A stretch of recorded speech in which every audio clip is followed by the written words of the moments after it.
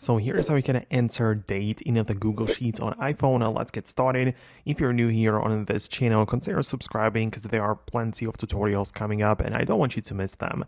Anyways, you can just open up your Google Sheets like that and just select the cell, double tap on it so you can start editing the cell, and you can type in regular text and whatnot, right? Obviously, that's pretty simple, but in order to add like a specific date, just click on the FX button next to it to import some of the functions right there, and you can scroll through the categories, right? And you can literally find the date right here. So you can see there are actually more ways how you can import it, right? So you can just select the days, the day only, so many different things, right? So you can browse through it and like import it just the weeks or year only. But the date option, which is like the first one, is likely the thing that you want, right? And the way that it works is that you can see it's the date, and in the parentheses you can add it in this format, right? So at first you're gonna type in the year, then you're gonna add the comma there, right, like line, whatever, then you're gonna add the month and then the day,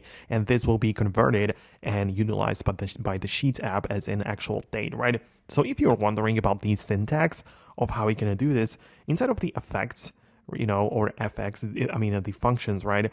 You can go to the like date, and each of the functions has like the information icon next to it. So you can tap on it and see how exactly you're supposed to use it, how you're supposed to put it down and write it. So you can utilize it in a very nice way. It's all explained right inside of the application. So that's how it works. Let me know in the comments below if that was the thing that you are going after and try to make it work, or if there's something else which you are wondering about.